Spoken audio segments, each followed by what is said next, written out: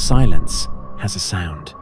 In the city of Pripyat, it is the sound of rusted metal creaking in a cold wind, the dry rustle of overgrown weeds pushing through cracked Soviet pavement, and the rhythmic clicking of a Geiger counter that reminds you the air itself is a ghost. Welcome to the Chernobyl Exclusion Zone. Today, it is a 1,000 square mile time capsule, a haunting monument to the moment the atomic age turned on its creators. We often talk about travel destinations in terms of their beauty or their culture, but Chernobyl is a destination of consequence. It is a place where human history stopped at 1:23 a.m. on the 26th of April, 1986.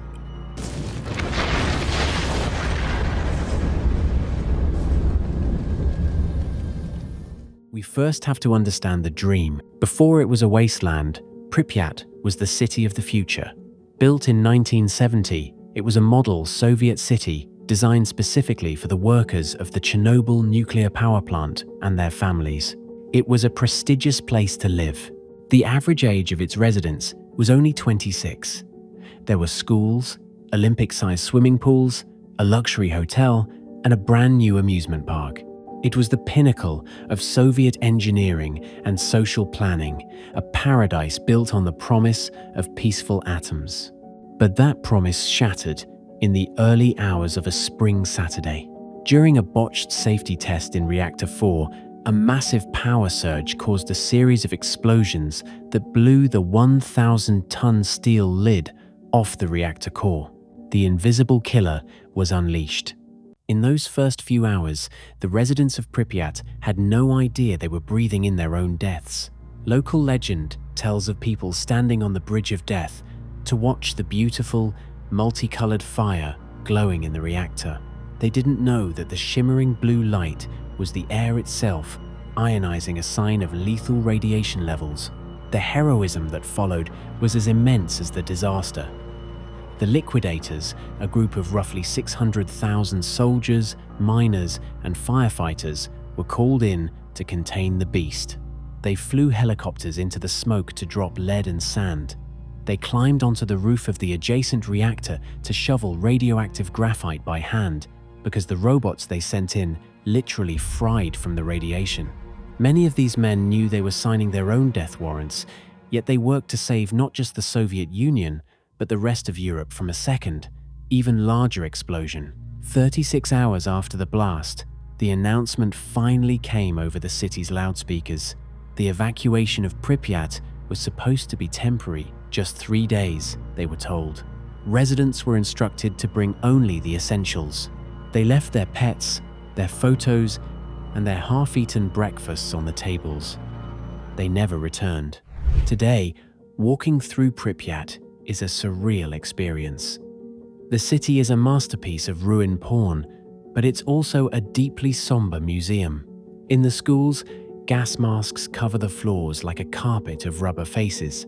In the kindergartens, dolls sit on rusted bed frames, covered in decades of radioactive dust.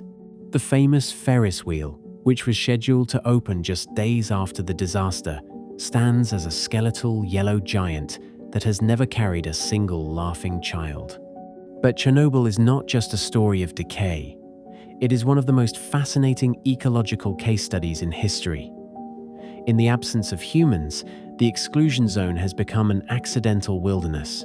Without the pressure of hunting or urban expansion, populations of wolves, lynx, and the rare Przewalski's horse have exploded. The trees have literally swallowed the buildings. There is a strange, dark irony here. The area is technically too toxic for humans to live in for long periods, yet the wildlife is thriving because the poison of human presence has been removed. In recent years, dark tourism has transformed Chernobyl. Before the recent geopolitical shifts in the region, thousands of tourists visited every year, clad in long sleeves and carrying dosimeters. They come to see the new safe confinement, the largest movable metal structure ever built, which now slides over the old, crumbling sarcophagus to keep the radiation contained for the next 100 years. But why go there? Why visit a place defined by disaster? Perhaps it's because Chernobyl offers us a glimpse of the world after we are gone. It strips away the hubris of technology and shows us how fragile our civilization truly is.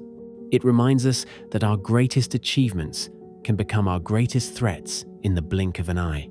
As we stand in the middle of the empty Lenin Square in Pripyat, looking at the trees growing through the concrete, we aren't just looking at a graveyard of the Soviet Union. We are looking at a mirror. Chernobyl is a reminder that we are guests on this planet, and the planet will eventually move on, with or without us. The silence here is loud. It tells a story of heroism, of failure, and of a nature that refuses to die. As we leave the zone and pass through the radiation scanners one last time, we carry with us more than just photos. We carry the heavy weight of history and a renewed respect for the invisible forces that govern our world. We've walked the radioactive streets of a man-made ghost town, but next we head to the open sea where logic vanishes alongside the ships and planes that dare to cross it.